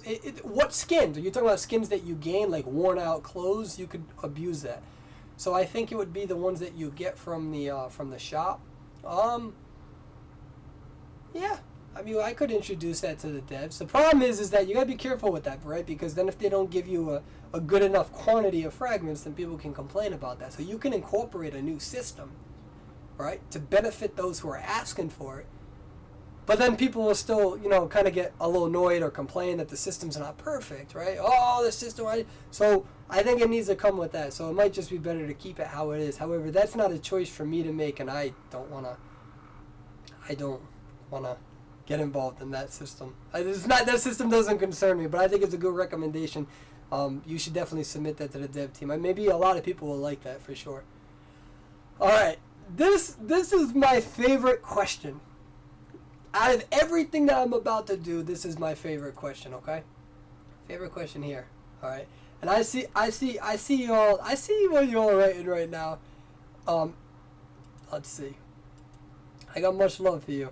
The Feature should get a buff early game and get a nerf late game. What do you think? Ooh, that's a good game. That's a good question, Johnson. We'll get to that in a second. I'll try to remember to answer that for sure. Okay, so here's my favorite question. By Utah. There's this weird thing that happens to me when I play one character for a few days, such as a perfumer. I can kite well and everything, but when I switch to another character, I can, but after a few days I can't. If I go back to perfumer, vice versa, I can't, but after a few days I can't. If I go back to perfumer, I'm not as good anymore and have to practice again. It's pretty confusing, but has this ever happened to you? I need some help with this. This is by the user Utah. It happened today. It happened. It happened today. I give coaching lessons, one-on-one, when people come into the Discord and they ask, hey, can we go one-on-one? And so I'll be hunter, you be survivor. I ask you what map. You tell me where to go on that map. You can either show me the best part of the map that you're good at so I can measure how good you are, or you can measure me a bad part of the map so then once I defeat you, we'll reverse the roles. I'll tell you, try to kill me. I'll go in that area, show you the route that I run, right? I've been doing this for months now. And there's a user who, he chose the Feaster. And you know what I mean? I'm like, dude, you ain't gonna catch me. I'll at least catch you for 2 minutes, right? So... Now, I've been playing so much forward in 2 versus 8. We went to the perfumer, and, we go to the lakeside, and he comes after me. Back of my head, cocky, persuadable, like, man, I'm going to teach this new generation what old school look like. We're going back and forth, we're kiting. Comes around, use my perfume. He hits me. Not a big deal. Use my perfume. Alright, so what I forgot about perfumer, I've been playing too much Dead by Daylight, is when you use your perfume, you have that 0.5 second delay before you can run, like you perfume and you do your little stupid and I forgot about that. I use my perfume, I'm running forward but I'm not running because of a little stupid animation. I throw the pallet down in front of me. Yeah, it's a first easy. Man, I kited him for 45 seconds. I got my butt. I was so salty. And, I was so salty. And for the record, we had a rematch without me doing that, and I kited him for over actually, it was over 2 minutes. I think I kited him for 3 minutes.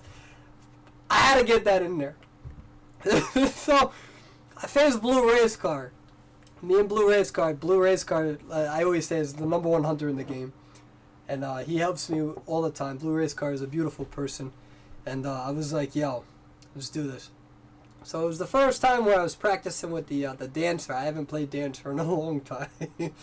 And I really know that Dancer is a hard counter to pretty much anybody. Dancer is probably one of the best kiters in the game. You just say, it comes with a 10% debuff. So I was working on an anti-spider strategy with the Dancer. So our first session, cocky, persuadable, let's go, Blue Race Car, I'm about to booty slap you, right? This is what I'm telling him, right? We're on Discord. I'm talking mad junk to him. I forgot that the Dancer starts with the red box, and I need the blue box. So he comes. I'm like, yeah, you're about to go down. I'm like, oh, man, I forgot to change the box.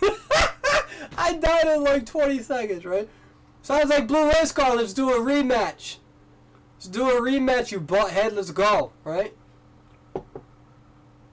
Comes after me, ready to do this, ready to own Blue Race Car. Show him you're only a good hunter because these new survivors aren't persuadable. These new survivors aren't the old people, right? The cocky side of me. I throw a pallet down in front of me and he hits me when I go down. I think how far? I think I only kited you for 40 seconds that round. I was so mad. I was so mad. And then our third rematch, where I didn't make any of those stupid mistakes, I was able to kite him for about 95 seconds, right, using the Dancer. He was using Spider Queen. So, to answer your question, yes. When you play a character and you start playing other characters, you're going to do stupid things like that. It's totally cool. You're going to be a little salty, right, because you're a good player or you're the player at your level. You're as good as what you can be right now, so that's good, right? And then you do something stupid and you know you're not playing to your full potential. I'm going to use another example. I faced somebody named Emrakul. He's gonna get so mad at me for this. If they're in Discord right now, they're all laughing. I played Emrakul. He's a good player. He's a very good player, and he likes to play different. He likes to play forward a lot in 2 versus 8 like me. Me and him went 1-on-1. He's all talking this junk, right? Which I like. We're competitive, and he goes, "I'm gonna cut you so hard," and I was like, "Emrakul, who you being?" He's gonna be magician. I was like, "All right, I'll be clown. I will give you the competitive advantage. I will play clown, and you are." He kited me for 5 seconds, and I terror shocked him. I killed him, right? The reason why that happened, a few things. He couldn't hear me because he was playing on Discord, and I get that. That happens to me all the time. When you're playing on Discord and playing the game, these volumes reduce when you're on the same device. And it also happened because he was a little rusty, right? He played again. We played again. He was able to kite me for... I think he was able to kite me for like 65 seconds of active kiting, and then I got him down as a clown. And that also had to do with a little bit of me being rusty with clown, but he played very well, and he did a good job. The point is yes, when you play different characters, when you go back to a character, you're going to make a mistake. It happens with me. It happens with everybody. And so I wouldn't tell you not to play other characters. Don't be that big of a tryhard, right? Have fun. Play the people that you want to play. We play lawyer all the time in 2 versus 8. I played perfumer the other day, and I only tried to kite an open area. I do these stupid things where I'm like, oh, I want to have fun. I'm pretty sure the hunter killed me in like 50 seconds, 40 seconds. I went down immediately. There's a user named Meme Senpai, and he's like, man, why the hell you go down? Why the heck you go down so fast? I was like, because I was trying something stupid, right? And then, yeah, just practice, have fun. When you go back to another character, expect that sort of thing. The idea that you should only play one character so you're at your maximal potential, I wouldn't do that. Unless you're about to enter a tournament, which we have some hopefully coming up soon. So, Yutka asks, is Smiley still the best hunter? I can't answer that objectively other than saying no. I think that he's a good hunter. But he used to be the best hunter objectively, right? We saw the numbers. Everybody used Smiley in Season 1 and Geisha. Season 2 pretty much morphed into just Smiley. And then Photographer came out, Ripper was buff. Now, we don't only see top players using Clown. You have a few of them. Dead uses them. Cash in Twitch uses them. You have a few players that still use him. But then you have, Blue Race Car who uses Photographer or Spider Queen. You have 975 who uses Geisha, so you have diversity. So would we still say he's the best hunter? We'll say he's still S rank, but I think it's too soon. With that recent buff, we have to see what happens with Spider Queen now being nerfed. And this is what's difficult about making the character Hunter and Survivor tier list, is that you're constantly having these changes. So, hey, Persuadable, why do I suck? Leaves at kiting after practicing for a long time. Sucking leaves is not a good thing unless it's salad, right? Thank God I did not read that as I. Ooh, you gotta get me in trouble, boo boo. All right, so Newbie asked this question. The question is do you need Persuadable Bootcamp? Stay tuned. The answer is just because you play a lot doesn't mean that you're playing a lot on a critical level. You have to look at what you're doing and you need to practice a lot. Just you playing over and over doesn't... You may just do the same thing over and over because you think it's the best method and you keep dying over and over. That doesn't mean that you're actually learning. You need to say, what do I need to change? So unless you're constantly trying new things out, I am telling you right now, I experiment more than anybody in this game. I experiment in rank mode. I experiment in 2 versus 8. That's why it's always funny when a hunter kills me and then they go on like Facebook or YouTube and they're like, oh, I destroyed Persuadable. Yeah, you destroyed me playing lawyer. Or you destroyed me playing perfumer trying something out. Or you destroyed me because it took a Wu Chang and a clown to double team me in the first 30 seconds on Lakeside when I'm in the back of the map, right? That stuff happens. How much I can do for it. I'm a survivor. I'm not a hunter, right? You're supposed to be stronger than me, so I'm not going to play like a god every round. My point is experiment. Don't worry about dying all the time. Do the best that you can. And, try to ask other people. Blue Race Car is always willing to play people. iAlien's always willing to play people. Cash in Twitch is always willing to play people. 975 and Dead, they kind of they have their own little community there. They always are helping their own players out over there. So these top survivors, or rather top hunters, they're always willing to help you. They're always willing to play you in custom match. Come to my Discord, play me. I'll play you anytime. I'll play you. You have a competitive team, I'll play you. You beat me, I'll have you go against Blue Race Car, right? You beat him, I'll have you go against Call Me Duty, right? Not that they're any better, but we'll give you diversity among different hunters, you know? That those resources are there. I've spent 4 months showing you that those resources are there, and a lot of people have taken that opportunity, so you know where to find me. Persuadable, who is better, magician or mechanic? And the username is Lil Magician. I have a feeling you might be biased on this. Alright, so they're both viable for different reasons. Magician, I don't... Your mama's going to hate me for saying this, but I don't like Magician all the time. I used to. But if you go down too early, I mean, it's such a negative consequence. It takes twice as long to get you off of the rocket chair, right? But the problem with the mechanic now is that now that the hunters are buffed more, the mechanic can't aggressively speed rush as effectively as what she used to be able to, right? So back in the day, mechanic could usually take down a full cipher or half a cipher, no problem, put the doll, relocate, and have no problem transitioning her doll around the map because people were surviving longer. Now that the hunter is getting stronger and the hunters are getting these survivors down faster and hitting the survivors substantially quicker, the mechanic is not being utilized as effectively as what she used to be. So it's not the question of who's better between magician or mechanic. Right? They both have different functions and they both have good high competitive functions. The question is who's better between mechanic and mind's eye. Right? We know that mechanic is always been better. She used to have an 8% buff, now it's a 3%. Her doll does 125% decode, so when nobody's injured, mechanic is the fastest decoder, so we take that away from mind's eye. Mechanic is a faster decoder than mind's eye. When the mechanic is injured, she can still decode at a 95% base rate, right? Because it's 135 with no injury, a 45% reduction. She's at that 95%. So she's still technically faster than a priestess or a dancer.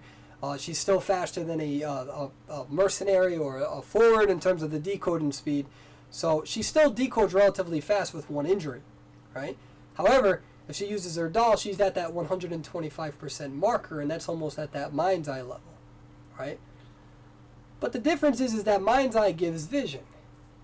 Mind's eye vision, I think, is underrated in this game.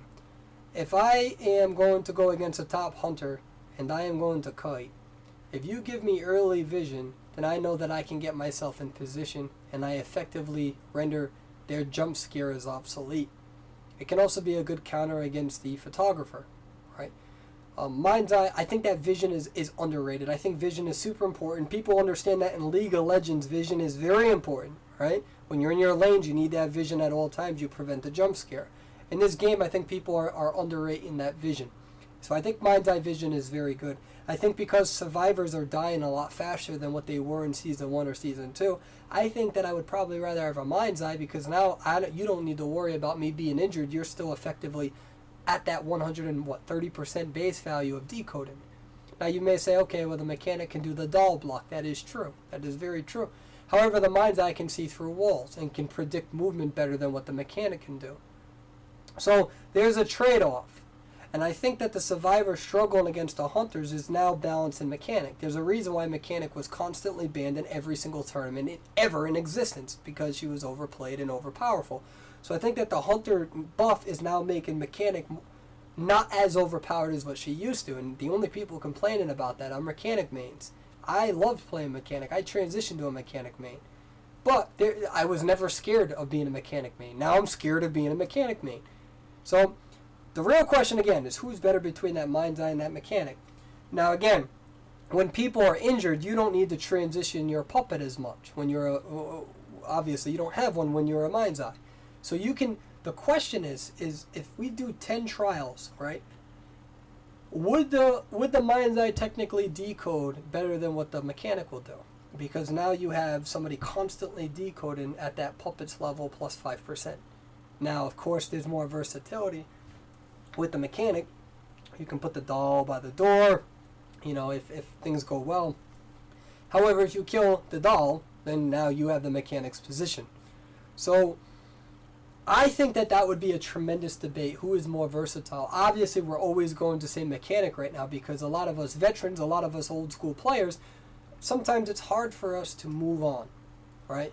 And we still see mechanics constantly nerfed, and I think that's going to continue to happen because of that 3% buff global. But I think that there's an argument to be made that Mind's Eye could be a little bit more useful. And it comes down to the user of the Mind's Eye. Some Mind's Eyes are very effective at hiding, even when the hunters have tinnitus. But until we have more tournaments, especially in the US and EU side, we're not going to see what's really working on a tournament level. So with any sort of chemical makeup, there's a probability of a few things, right? We can do 10 trials of whether a Mind's Eye team can beat some of the best hunters, but at the end of the day, that's not a big enough sample size. We don't know if the reason why those teams are losing is because of other players and not because of the Mind's Eye. So when we effectively judge whether a character is better than another character, we got to look at their individual stats, but then we need to look up their team makeup. And the problem with the mechanic and the mechanic Eye's team makeup is that right now the mechanic relies too much on their team not being complete garbage, and a lot of survivors are really struggling with the new hunters and the new hunter buffs. So that doesn't mean that the mechanic is any worse. It just means that now the mechanic is not as viable because the teammates aren't as strong as what they used to. You got to remember that when we evaluate these survivors, we look at their individual properties and then we look at their team properties. So now that people are going down a lot quicker, does that now mean that Mind's Eye is stronger? Because now mechanic she can't utilize that 135%. And if the mechanic can't utilize the 135% base value, right, where no one's injured and she just decodes like a monster, if she needs to put her doll faster, down a lot faster than what she used to, it now means that she needs to spend more time relocating the doll than what she used to. As an example, if we were to theoretically, we can't do this, but if we were able to take 100 sample sizes over here in Season 1 and see how much time the average top tier mechanic spent circulating the doll, because survivors were living longer, and it allowed the mechanic to be a lot more conservative with the doll and just be aggressive, right? And because hunters were significantly debuffed, you didn't really need to use your doll at 50% because you knew you could still 3-cipher kite with all the pallets down as a mechanic. You only had, again, Geisha and you had Clown. If we took that average time, the amount of time that it takes for you to relocate the puppet, and now we compare it to the new generation, it would be a hypothesis, you'd probably see that mechanics now spend more time recirculating that mechanical doll than what you did in Season 1 and Season 2 because survivors are going down faster. So then you take that independent variable, you take it as an independent variable, right? Or dependent, depending on how you're measuring your study. And you say, okay, now I want to see that increased time and I want to run it against a Mind's Eye and see if that increased time in circulating the doll now makes it so the net decoding speed is significantly reduced. And then when you take that variable, right? Say if we take that variable, right, and we find out Mind's Eye decodes faster and more than what the mechanic does, then you need to ask yourself, well, does that matter? Because you have a little bit more versatility with the mechanic, I guess technically, with the 3% increase in buff. And then you need to measure that and say, okay, even though there's a difference between the Mind's Eye and the mechanic, like theoretically the Mind's Eye is doing a better job, are the net gains worth it? So yeah, so maybe they can do 30% more of a cipher on average, but over here you can do 3% more and you can add a little bit more potential to saving. And then on top of that you can add body blocking to now measure the variable of do mechanics survive longer than what Mind's Eyes do in active kiting because of that body blocking mechanic. But then you have to say, well, what about the vision? This is, if you think that that's confusing, right? If you think that I just overwhelmed you, that's actually how research is in real life, right? Whenever we do research on health, when they say, oh, a new study came out that said if you eat too much tuna fish, you're going to have a damn unicorn pop out of your forehead, right? Well, the question is it because you ate tuna fish, or is it just a correlation? Is it just because you ate more tuna fish you have more unicorns coming out, right? When in reality, it could be that people who are eating a lot of tuna fish also have a lifestyle choice, and this is the variable over here causing the unicorn to emerge, but we didn't measure it. So you can't just see two variables increase a positive correlation and say that's cause and effect. It's not. So I think all of this, I try to be thorough, will be very interesting to see if we see Mind's Eye coming out in the future tournaments. I think that right now, I think there's an argument to be made. I think I may rather have a Mind's Eye than a mechanic depending on my team. And then the question is, well, what if it's a high caliber team? If it's a high caliber team and you can kite long, then maybe mechanics is only worth it for high caliber teams. And then Mind's Eye is better for the other 95%. And even so, it could still be a probability that you'll get your butt kicked because you're facing a good hunter, and this high caliber team can still lose against top hunters. So do you play the safe option with Mind's Eye, or do you play... It's a gamble. Okay, I spend too much time on that. I get excited, so... Are you planning to do Dead by Daylight videos or streams? Yes, when I can get a new computer. My computer cannot handle it. Alright, so from... I think your name is Aricia. I'm sorry, I can't say it. How do you transition to another place when you're in a tight kiting spot and the hunter is having attack recovery? It depends on your character, and it depends on how you play that character. It depends on how you use pallets. I have a video coming out called Tight Kiting Chess, and it's going to show you how to be a pro, and it's going to show you how to kite and different ways to kite and why different people choose different ways to kite. It also depends on how what character you have. Do you have a dancer? Do you have a dancer where you can put that music box in between that pallet? And that hunter will never get you when you're a dancer if they don't take down that music box. But then if they take down the music box, they're in between the pallet, you can stun them. You can be a perfumer where you're like, you know what? I'm kind of in a bad area, and I know that the transition area, the next good area to kite, is way over there. And I know for a fact that if I just keep going over here and I try to transition over there against a rocket, against a clown, I'm going to die. So there's a method where you use a perfume. So say if this is the pallet, you use your perfume right here. Like right here.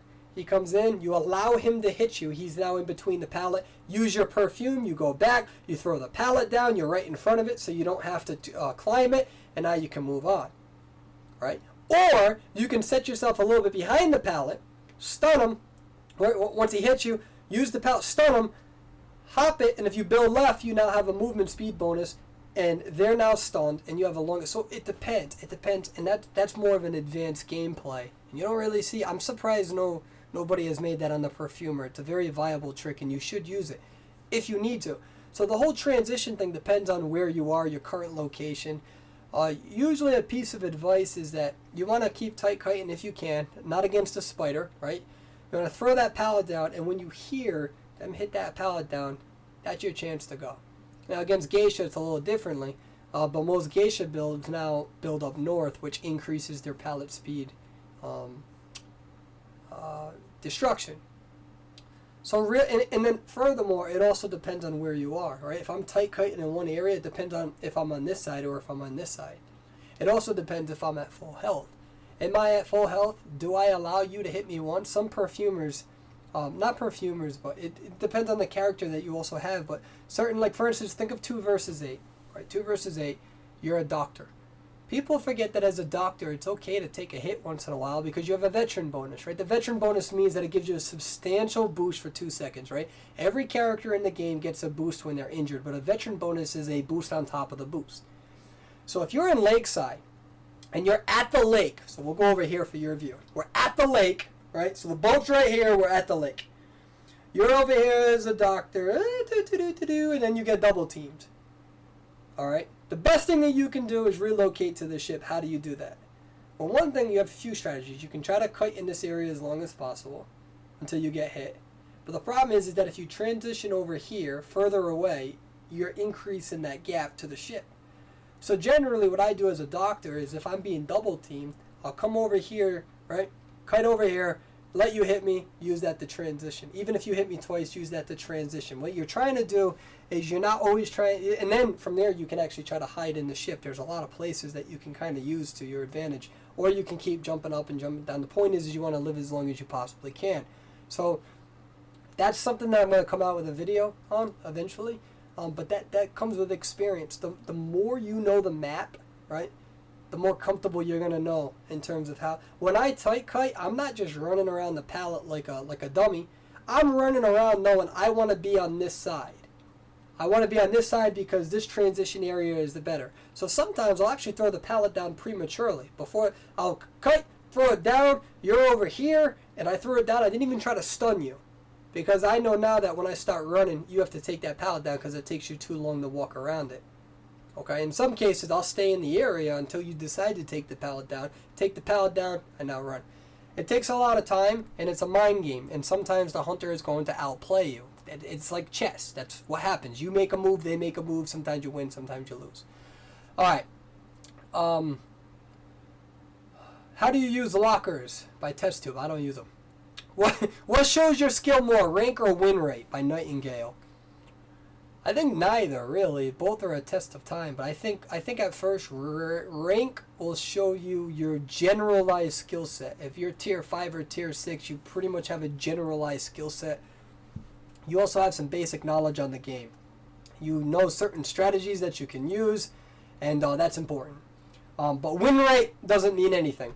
When I played with 4 people, I had a win rate at 75%.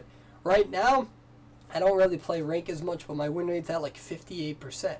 So win rate fluctuates based on new hunters coming out. It's not a reliable number. I think rank tells you a general idea, but rank is indicative of time, right? Rank is indicative of time just like Dead by Daylight is. You know, Dead by Daylight, as long as you're not dying too fast, you can always preserve your rank. Their ranking system is different than what it is in Identity 5. So in both games, there's issues with the rank system to a degree that you cannot be as good as other players and still be technically Tier 1 in DBD or Tier 6 in Identity 5. But the problem is that takes more time in Identity 5 to a degree because you have to rely on your teammates. So I don't think neither is really that good as an indicator. I think what's good is if you get the persuadable seal of approval. I'm just kidding. I think both can tell you a little bit about your generalized skill, but I've seen good survivors with win rates at 45%, and it's because when you're in Tier 5, you have 2 other teammates. It's a team game. This isn't Call of Duty. It's not Fortnite. Unless you're a hunter, it's a team game, right? And you can't just look at your win rate and use that as, am I good? No, it's based on probability. Are your other 2 random teammates in Tier 5 good? When your mama and I play together, the user, we feel like there's a lot of times, and there was one rank session. We have this recorded too. We did 4 rank sessions, 8 hours of gameplay. Neither him or I died first ever in either 8 hours of gameplay, right? So your win percentage is going to be affected by that, right? And it's not indicative of your own. Your win rate can go up in this game and you can constantly be dying. I see that. There are definitely some top survivors who are way better than other top survivors, and they're there because they play the game so much and they're always there on rank time. There's people on my Discord server who are tier 4 who I know for a fact that if they had the time they would be crazy, and they already are good. They just make mistakes because they don't have the amount of games in, or they're a little rusty because they have their job or school. So I think we need to be very careful about using either one of those as a precursor to who is the best. I think like I said, rank it at least tells you that you're getting to this level of competition where you at least need to know the routes. So I'd rather go by rank than skill I'd rather go by rank than win rate. Could you make a new hunter or survivor tier list this December? We'll take a look. There's so many changes. I can come out with a guide and then people will go down my throat on it because there's another change and they don't agree. So we always try to have numbers with all of it. So when somebody says, I think Gamekeeper is the best hunter or Hell Ember is way better, I can say, well, look at all of this data that we compiled, right? That's what we do in research and science. Your opinion is based on the evidence, or at least everything that the evidence suggests. And so that's what we use. Right now I don't have those numbers, so there's so many different changes going on. And then even furthermore, it was difficult because the dev team did want me to tell you this, all right? The dev team does have a message for everybody. And that is, there is no difference now, for the most part, between hunters in the Chinese version and this version. There's really none. There was, with the Hell Ember and stuff, there's none. So all of that stuff that you're hearing, even I thought it was true. It's not. So like the increased attack range of Void, it's a myth. It's the same. There's some discrepancies with the bugs that was happening with Clown, but that got patched up. So for the most part, we have the same sort of build, and that's a good thing. You know, they're making so many changes though. How am I supposed to make a tier list every single week? There's all and that's a good thing. I want the devs to be so busy that I can't come out with another tier list, because that means they're super active, and I can appreciate that. When are you coming out with an anti-Soul Weaver guide? The reason why I did not come out with an anti-Soul Weaver guide is because I did not want to believe the hysteria. I wanted to wait, I wanted to be patient, and I wanted to see what the devs would do. It's been 2 weeks. The devs are now making nerfs. Let's see what happens. Let's see if how am I going to do a counter guide when I had a feeling that the hunter was going to be changed? Well, I don't want to make a YouTube video that's only going to be relevant for 2 weeks. You know, sometimes that happens, right, with introductions of new characters or buffs, and I can't be perfect, but I try to do the best that I can where I don't have to constantly come out with the same material over and over. It gets boring. You guys aren't going to like me. So, we now have the nerf, supposedly, right? We say it's modified. We'll see how she's modified. Let's see what happens, and then we'll come out with a guide. Let's see. In 8 versus 2, what order should you get the potions survivor-wise? It depends. It depends on who you're facing. It depends on how bad your team is doing. Usually, I always go speed pill. I love my speed pill. I will make you suffer if I have my speed pill as a doctor. You guys have seen my videos. You're not going to beat me one-on-one, and if you do, then you outplayed me, which happens. But most of the time, it doesn't. I'm going to waste your time. I'm going to cut you for at least 2 minutes, and I'm going to make you a useless hunter. Or you're going to double team me. But if you double team me before I have the speed pill, there's nothing I can do. I got my butt kicked today by, who was it? By, I forgot the person's name. I would love to give them a shout out. It was by a Chang and by a Clown. And man, they booty smacked me hard. They saw me. Both of them got me on lakeside. I was on the other side of the map, away from the big ship. I didn't really have too many options to run. They got me down fast. They did a good job. So, yeah. So we'll see about that. But usually I go speed pill. If I feel like there's a lot of chaos going on, and if I feel like I'm outside of that chaos, sometimes I go with the decode increase. It depends on how good your team is. If you have a very good team and they're all decoded and people aren't being downed in 30 seconds, everybody's doing machines. Those machines will go down all at the same time, very quickly. They go down very quickly in high tier gameplay.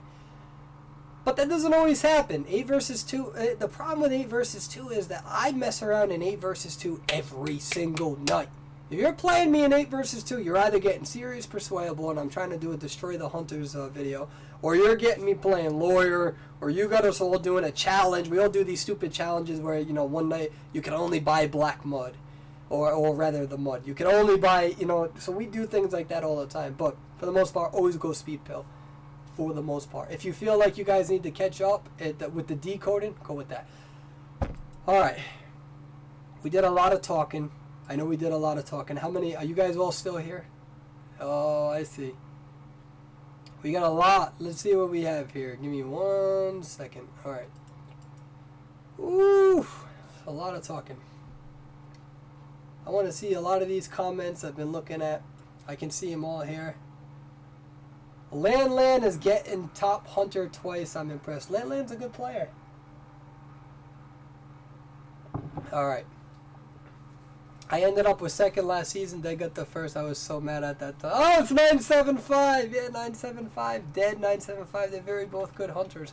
I told the dev team to contemplate a global tournament. So what I'll tell you is that the dev team is really considering a national tournament, right? Not a national tournament, and then a worldwide tournament, right? Something that may or may not happen. I don't know yet, right? It's just a suggestion, and they're thinking it. They're mulling it over, right? So I can say that much. And so what would be nice is that if we have a U.S. tournament, and then the winner of the U.S. tournament goes to a fixed location, right? Shanghai, I believe would be Shanghai or somewhere around that location, and it will be our server versus their server. Let me tell you something. So there's something that I think needs to be addressed. So some people ask, why do people with Chinese characters play on the U.S. and Europe server? Because they can. Just because they have those characters doesn't mean that they're not U.S. or European citizens. And then furthermore, I don't even care about that. I don't care where you're from. If you represent this server, I want to kick that server's butt. I hope they do the global tournament. I will be an MC at that tournament, hopefully. And I will tell you that I will be rooting for this server. I hope it's 975 or Blue Race Car or Dead. And I want to go. If you're from the Asia server, I am telling you right now that we will go over there. We're going to kick your butt. We're going to show you that we're not inferior. And if my server makes me eat my own words, I'm going to be very disappointed. Of course I'm going to root for the U.S. and European server 100%. Let's go over there and let's kick their butt. And let's show them the power of the chicken nugget. I'm calling them out. Let's have a tournament. Let's go over there and let's kick their butt. Let's do it. I'm down. I'm game on. Let's go. All right. Somebody clip that, and then if our team loses, I'm going to have to do an apology video. Woo! Let's do it, baby. All right. So if I'm yelling, I'm sorry. I get excited at times. So what do you think of the architect, and what do you think of him working on 8 versus 2? There was a video showing him working on 8 versus 2 in the Chinese version. So yeah, so the question is what tier was this architect on the Chinese version? Second of all, he's going to be more of a support character. One of the things that we recognize with 8 versus 2 is that mobility is very important. Especially with the Geisha update, you have a Geisha and a Wu Chang that can be a deadly combination. You see a lot of Feaster. Feaster is so annoying. I can't stand Feaster in 8 versus 2. It's such a lazy way of playing. It's I am biased towards Feaster. I don't like Feaster. Alright, yeah, there's some static. I'm sorry. But yeah, no, Feaster is viable. He's an animal. He's deadly in 8 versus 2. So, let's see what we got. Yeah, I'm the hype man. I'll be the hype man. You might be asking why do I not try to make a team? So that's a question right now. Why don't I try to compete? So I've already competed in the tournament that I felt was most viable for me. I already won that tournament. Now it's for other people, right? I'm busy. I got things that I got to do in my real life. I don't have time to have a competitive team, and I want other people to flourish, right? I don't want to just do that by myself. I think it would be good. I like to be an MC. I like to be the hype man. So I think it would be good to see other players play. I still play. I still come out with the guides. I still play competitively. But at the end of the day, I have a professional career outside of video games, right? That I'm going to be starting soon. I became an OT practitioner, and that means that I'm not going to be able to rank up. It means that I'm going to be rusty eventually. I'm not going to be where I was at season 1 or season 2, and so it's time to kind of be more so of the mentor and the entertainer and the hype man, and still play competitively in my own way, and let all of these other people flourish. 975, you got Dead, you got Blue Race Car. 975 and Dead have been playing for a while now though, but you got Blue Race Car who's emerged after season 2. You have some of these survivors who got a lot better. Alien has gotten better. Ryuzen has gotten better. Schmitty has gotten better. Your Mama is gotten better. So I think it's good to see all those players play, see how they do, see some of the tactics that they're using. I think that if there's going to be a global tournament, I think that they really need to figure out, can you use computers or can you not? They need to figure that out. I think that's going to be a very difficult question for them to answer, because if they're going to try to make it more of a competitive game, typically what you want to do is kind of attract that sort of computer market, but at the same time it's a mobile game. We know that the mobile market is starting to get more competitive. I know PC users don't like that. Console users don't like that. They can be very elitist and they say, oh, mobile gaming's not serious. Did you know that arcade gamers in the 90s said the same thing about PCs? And did you know that PC users said the same thing about console users? And now console users are saying the same thing about mobile users. So and then after mobile, there'll probably be 3D technology or something with VR, and it'll probably be VR in 2050 coming out with competitive games. Nobody's going to hate on VR, though. So we'll see. We'll see. I absolutely will root for my server. We actually have a very good server. Our server is not that toxic compared to other video games. Sure, there's some toxicity everywhere. That is going to happen, but I feel like the main core of the game is actually very good. So Alright, my name wasn't mentioned. Oh, it's Cerberus! Cerberus, I can mention you. I played you last night in 2 versus 8, and we went 1-on-1 and I lost you. I have it recorded. You couldn't find me. I was able to kite you, and then I hid from you. You couldn't find me.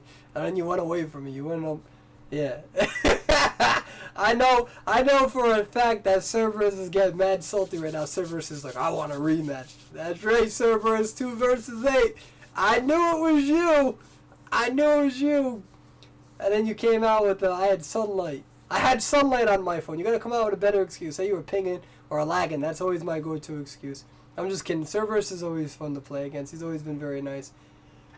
I want to see Persuadable Kite land. I can face land one-on-one. It depends on what It depends though. You gotta remember that doing one-on-ones is difficult. Let me be the first one to tell you. Doing one-on-ones is difficult. When do you do it? You know, if you play in Geisha is substantially better when she's buffed. So do you play her in the beginning? Well, alright, so when you play in the beginning, it's also based on probability of where you spawn. Hunters don't go to the strongest areas of the map early game. So it's like and that's the problem with doing one-on-ones. There's really no objective way of measuring it. Do you give the survivor the benefit and allow them to kite in the strongest area of the map where land wouldn't go to in the beginning game because they know not to?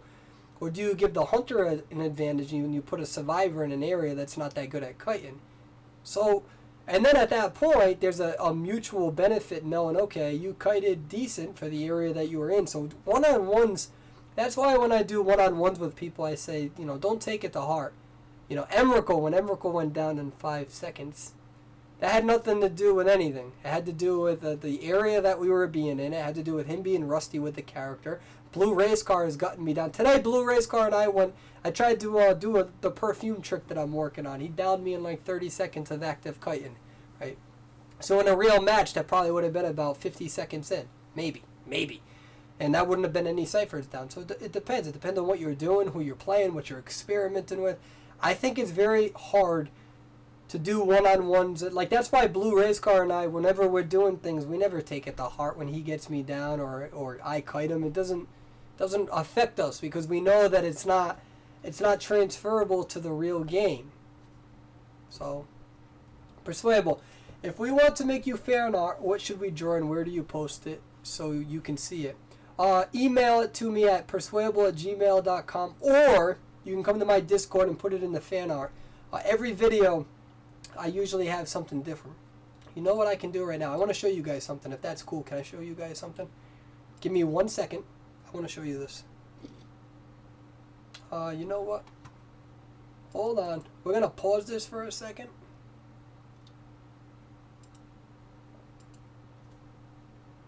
And I'm going to show you guys something. Oh, hi. Hello.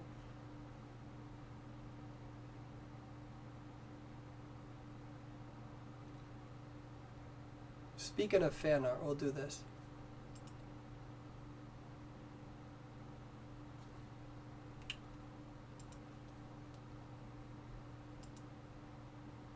Oh, nope. Hey!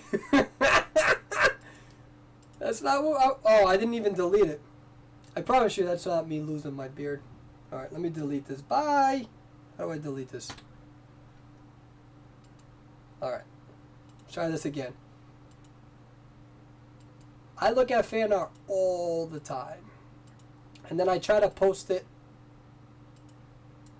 This is pretty cool. Look at this. For those who don't know, I absolutely love anime. Love anime. Look at that. That's so cool. So, ooh, how do I, oh, that's why. Wait, where did I go? So for those who don't know, this is from Naruto. Hi! Oh, my webcam stopped working. That's awesome. And we're gonna have to get that back up there. Give me 1 second. But yeah, this is a really cool image. I really like it. Alright, let's reduce this so I don't look as ugly. Ain't that cool though? So yeah, so if you send me this to persuadable@gmail.com or the Discord, by all means, what we can do is I'm actually gonna leave that there. And what I can do actually, I can take my favorite fan art and I can put it in the video like this, and we can have that. So yeah, so anyways, yeah, I love Naruto. Absolutely. Digital fan art, absolutely love it. So yeah, the server's under maintenance. So what I'm going to try to do going forward, guys, I'm going to try to take the Monday questions for now. I'm going to do them on Wednesday. We're going to do it when we have updates. I've been talking for an hour and 45 minutes. I have a threshold as well as to how long I can talk about. But anyways, guys, listen. Thank you very much for supporting us. And I say us because I have an amazing staff team. I have an amazing staff team. And you know what? Honestly, sometimes I feel bad because I tell them I love them every day that I see them. But I feel like they honestly don't get that the recognition that they deserve, because a lot of the stuff that they do. I want to give a shout out again to the boss, Comrade Dan, Unravel, and Yoshi, Yasha, Tate, DiGiorno, Unravel, and I mean we have such a big team. I did Tazin made the YouTube banner, Comrade Dan Blizzard. We really appreciate it. You guys, I don't like YouTubers. I think YouTubers are like politicians, and they're slime balls for the most part. And this opportunity has really challenged a lot of my thoughts. Grizzly, I love Grizzly. Grizzly, me and him have such a great connection. We have such different approaches to YouTube. Me and him are the opposites when it comes to YouTube, and me and him are such great friends. Exilio Gaming, Virexio, like these people are really awesome people that I've got to meet. I've got to meet some really good friends playing this game. And I want to thank you guys for following. Right now, the only reason why I'm not streaming every night is because my computer is garbage. And so we're trying to figure out a way to do a fundraising or something to help out with that, so I can at least show you everyone's asking about boot camp. The only reason why we don't do boot camp is because half the time my computer shuts down. Everybody wants boot camp. I have no problem doing boot camp if you guys want me to be Gordon Ramsay yelling at you. It's funny because a lot of the people on the YouTube, you see a lot more of my positive, spirited side. You see the Discord sees my inappropriate, my competitive side. Live feeds, you see more so of that as well. A little bit of everything. So you see different personalities depending on where I'm at. But boot camp, you want me to yell at you guys and come out with some jokes, but give you some positive feedback and put you on the spot for potentially hundreds of people to watch you. I have no problem doing that. You know, people know, but I'm going to be hard on you, because if I'm going to teach you, I want you to learn. Because if I'm teaching you and you're not learning, then that makes me look incompetent. And that is because I am incompetent. Because there's no such thing as a bad student. There's only such thing as a bad teacher. I was a teacher assistant at the University of Rhode Island for 240 college students in the Department of Sociology. I was with Dr. Mitterer. And she taught me that, and she's absolutely right. When you look at the test grades, if college students are struggling, it's because you suck as a teacher. That's what I come to. You can't just presume everyone's lazy. So if I'm teaching you, you better do a good job, or I need to change my method up. So, all right. We have a whole bunch of messages. I've tried to do my best to answer them all. On that note, we are going to end the feed. I've been doing this for a long time. I'm running out of coffee. I need some more coffee. And on that note, I'd like to give a shout out to Dead975, your community. Yo Soul is such a beautiful person. OSU, I love OSU. Want to give a shout out to the old Nori members that I missed. I miss Cure and DS. Wish they come back to the game. Joker, remember Joker. Hope you guys come back. It was good always facing you guys. Everyone always asks, why did I become such a good player? And it's because good hunters, especially in the Nori clan, they destroyed me season 1 for like the first 3/4 of it. So that was always a good opportunity. I will talk to the dev team. I will tell them that I definitely think that they should look into that global tournament. And I definitely think our server should kick their butt. And the reason why I want our server to kick their butt is because I'm so sick and tired of everybody saying, well, they do this on the Chinese server. Great. I'm glad they do that. We have good players over here who don't. Doesn't mean they're better. So we need to settle this dispute. And I won't be the official MC because I'll be totally biased. And I embarrass myself. The first tournament, I got so excited, I forgot the tournament was over. We did the 6 rounds, and I was ready to go again, and I got they were like, yo, the tournament's done. The tournament's done. I was like, oh. I want to give a shout out to Team Lamborghini right now. Team Lamborghini is the best team in the server. Nobody can argue that because they've won the only tournament. We will have more tournaments coming out. I want to thank you guys for being positive. And, hey, Grizzly!